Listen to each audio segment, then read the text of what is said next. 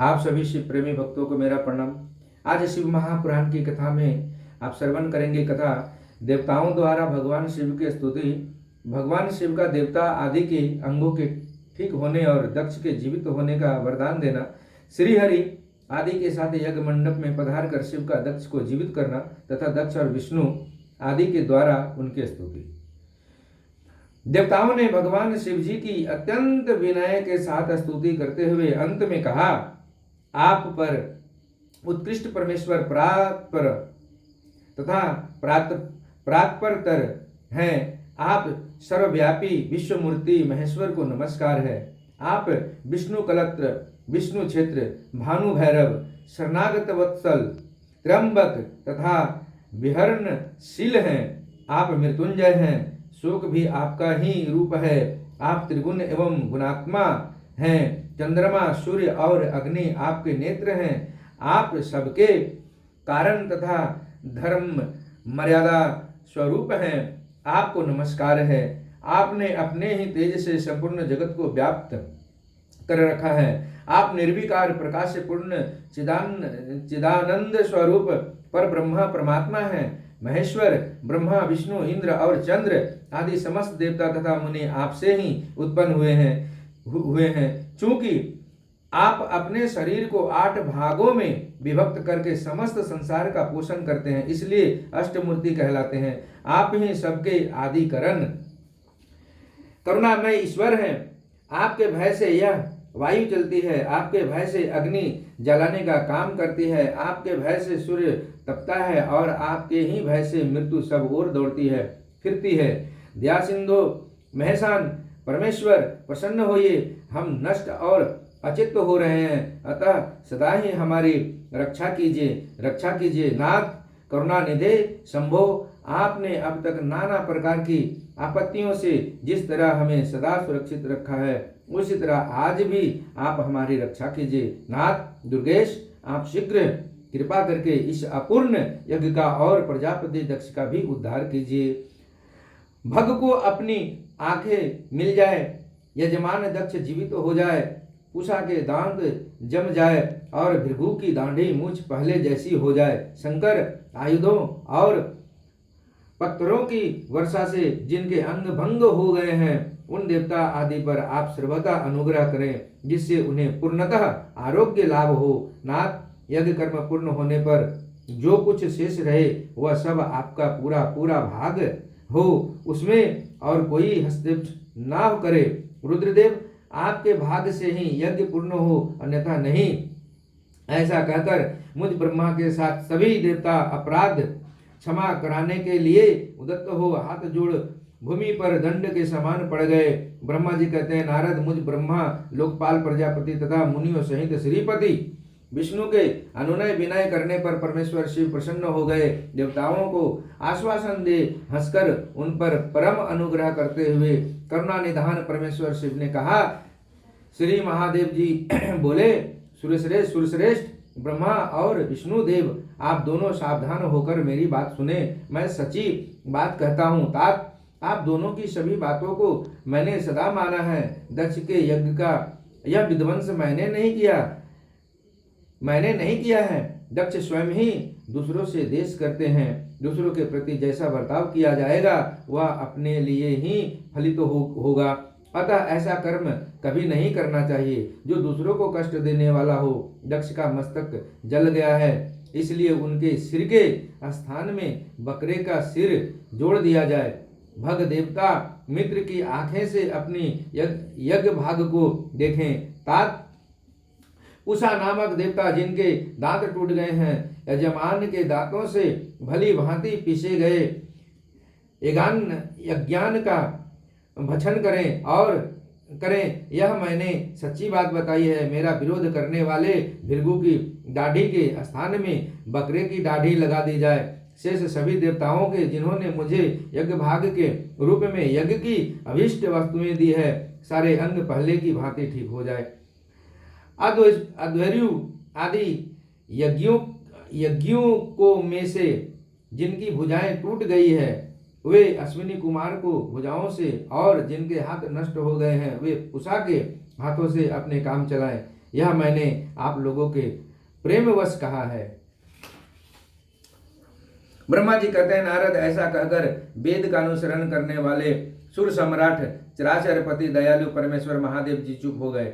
भगवान शंकर का यह भाषण सुनकर श्री विष्णु और ब्रह्मा सहित संपूर्ण देवता संतुष्ट हो उन्हें तत्काल साधुवाद देने लगे। तदंतर भगवान शंभु को आमंत्रित करके मुझ ब्रह्मा और देव ऋषियों के साथ श्री विष्णु अत्यंत हर्षपूर्वक पुनः दक्ष की यज्ञशाला की ओर चले। इस प्रकार उनकी प्रार्थना से भगवान शंभु विष्णु आदि देवताओं के साथ कनखल में स्थित प्रजापति दक्ष की यज्ञशाला में पधारे। उस समय रुद्रदेव ने वहां यज्ञ का और विशेषतः देवताओं तथा ऋषियों का जो वीरभद्र के द्वारा विध्वंस किया गया था उसे देखा।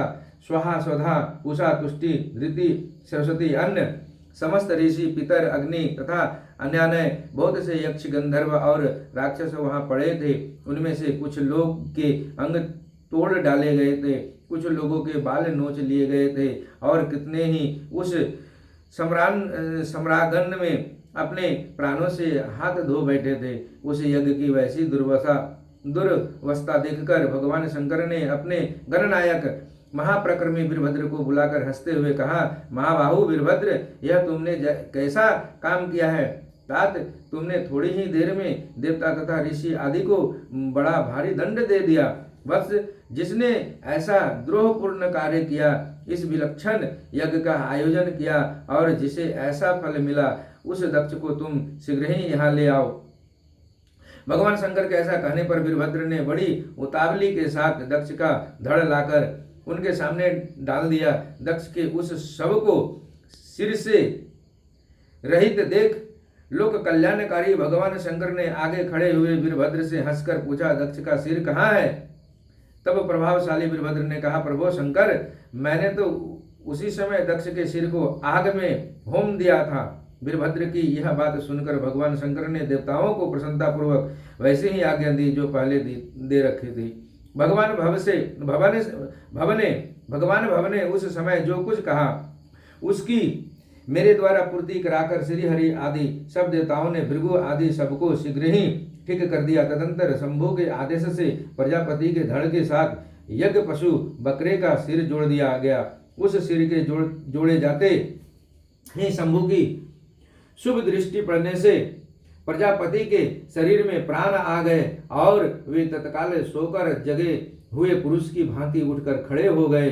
उठते ही उन्होंने अपने सामने करुणानिधि भगवान शंकर को देखा। देखते ही दक्ष के हृदय में प्रेम उमड़ आया। उस प्रेम ने उनके अंतःकरण को निर्मल एवं प्रसन्न कर दिया। पहले महादेव जी से देश करने के कारण उनका अंत कारण मलिन हो गया था, परंतु उस समय शिव के दर्शन से वे तत्काल शरद ऋतु के चंद्रमा की भांति निर्मल हो गए। उनके मन में भगवान शिव की स्तुति करने का विचार उत्पन्न हुआ, परंतु वे अनुरागाधिक्य के कारण तथा अपनी मरी हुई पुत्री का स्मरण करके व्याकुल हो जाने के कारण तत्काल उनका स्तवन न कर सके। थोड़ी देर बाद मन अस्थिर होने पर दक्ष ने लज्जित हो लोक शंकर शिव शंकर को प्रणाम किया और उनकी स्तुति आरंभ की। उन्होंने भगवान शंकर की महिमा गाते हुए बारंबार उन्हें प्रणाम किया। फिर अंत में कहा, परमेश्वर, आपने ब्रह्मा होकर सबसे पहले आत्म तत्व का ज्ञान प्राप्त करने के लिए अपने मुख से विद्या तप और व्रत धारण करने वाले ब्राह्मणों को उत्पन्न किया था। जैसे ग्वाला लाठी लेकर गौओं की रक्षा करता है, उसी प्रकार मर्यादा का पालन करने वाले आप परमेश्वर दंड धारण किए उन साधु ब्राह्मणों की सभी विपत्तियों से रक्षा करते हैं। मैंने दुर्वचन रूपी वानों से आप परमेश्वर को बिंद डाला था, फिर भी आप मुझ पर अनुग्रह करने के लिए यहाँ आ गए। अब मेरी ही तरह अत्यंत दैन्यपूर्ण आशा वाले इन देवताओं पर भी कृपा कीजिए। भक्तवत्सल दीनबंधु शंभो, मुझमें आपको प्रसन्न करने के लिए कोई गुण नहीं है। आप षड्विध ऐश्वर्य से संपन्न प्रातपर परमात्मा हैं, अतः अपने ही बहुमूल्य उदारता पूर्ण वर्ताव से मुझ पर संतुष्ट हो।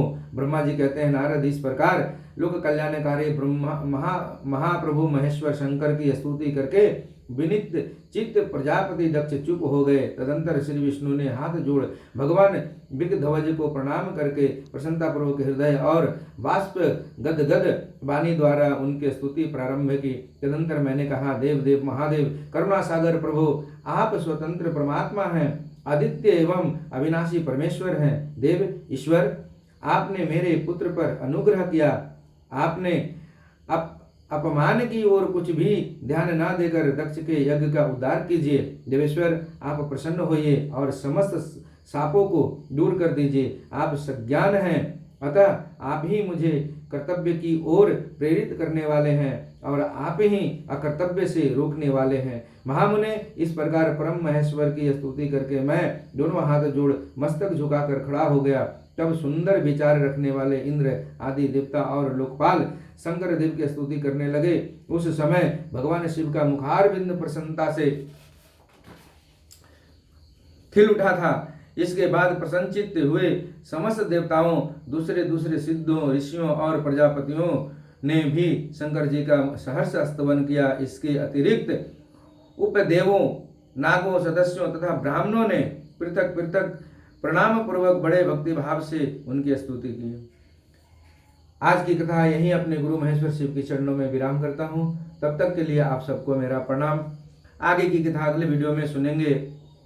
रुद्र संहिता सृष्टि खंड के अध्याय 41 और 42 का भगवान शिव का दक्ष को अपनी भक्तवत्सलता, ज्ञानी भक्त की श्रेष्ठता तथा तीनों देवताओं की एकता बताना, दक्ष का अपने यज्ञ को पूर्ण करना, सब देवता आदि का अपने अपने स्थान को जाना, सती खंड का उपसंहार और महात्म्य। आप सबको मेरा फिर से प्रणाम। नमः शिवाय, नमः शिवाय, नमः शिवाय, नमः शिवाय। हरे महादेव।